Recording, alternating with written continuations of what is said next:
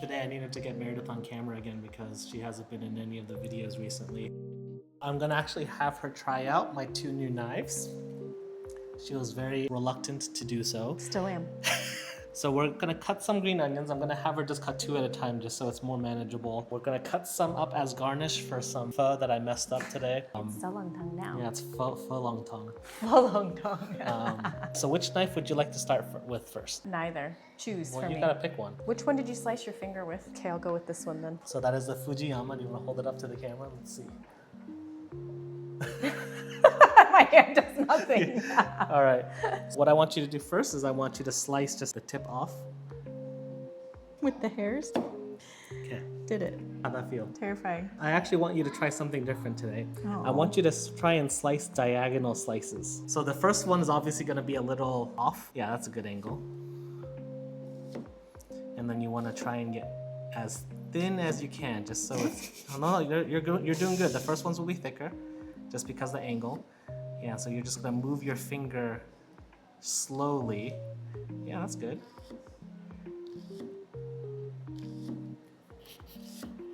It's pretty smooth. It's pretty good, right? Buttery soft, as they say. So people will talk about how not only does the knife feel cutting through the ingredient, but also how does it feel hitting the board.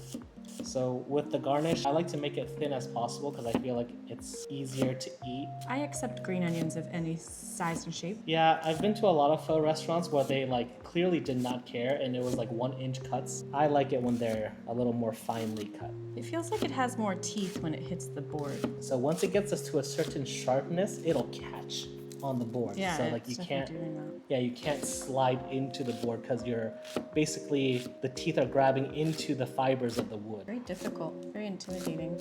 I think I'm smashing the green onions with my nails. A little bit, and also you're no longer cutting at a diagonal, but that's okay.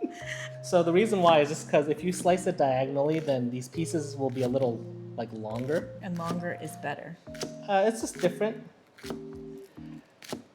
As long as it gets the job done. Oh man. These ones I can't cut through the ends because now they're too flat. Drag it. Oh, you can go backwards. Yes. Now my whole body's moving. Oh, my favorite part.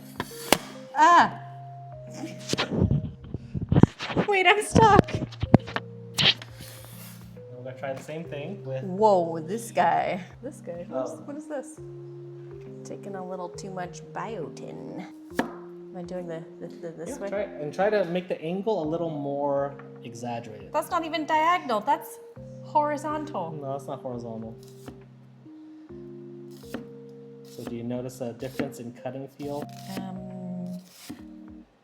No, it's just as good. Just as good? Am I offending a whole group of people by saying this? A common critique of people searching or seeking out and purchasing and hoarding a bunch of these higher end knives is, do they even know the difference between the knives when they're using it? If they use it at all. And so I'm just curious if you're able to discern any differences between the knives as you're using it on this ingredient. And it'll be a little harder to discern because the green onion is a pretty easy ingredient to cut. Normally you'll feel more of a difference with more denser ingredients like potatoes or carrots. Mm-hmm. Okay, now these are getting really big. Is that still garnish? Yeah. Ridiculous. I like using that size for What is this? This is like a sardine. Yeah, I like using this size for if you're garnishing seafood. I really like the shape of this with fish fillets. Feels excessive for pho. I would say the handle, my wrist isn't as tired. I don't know if that's... Because you're just relaxing more? Maybe. Oops, those ones are gonna be ugly. I'm clenching my toes so hard. Oh, it's doing that thing. Oh. Yeah, so normally when that happens, it's either your knife is not making contact with the board, because right now what you're doing is you're actually using the part of the blade that's a little curved, so it's a little flatter, closer to the heel. When you're using the curved part, you actually have to rotate your knife and kind of slide it through. Any preferences? Maybe this one. You like that one? She likes the Takada. My wrist feels less tired. It's comfortable. I feel like I can control it easier. How'd I do, chef? There's definitely a lot of different shapes in there. Just wanted you to have a variety. Okay. Father-in-law. Okay. So he's gonna start off with the Fujiyama. So how does this compare to the knife that you use at home? Much better. The ones at home are so dull. This is great. You don't have to do anything except let it do it itself. Now my dad is left-handed. Does the knife cut differently if you're left or right-handed? It's not a single bevel. Left-handedness comes into play when you have a single bevel knife because the cutting edge is typically flat on the side of the, like facing the right-handed user. I think you did a better job, Meredith. I'm gonna try doing it this way. Probably should have just doubled it up. Is there a difference between chopping and slicing? Yeah, chopping is basically just a up and down motion.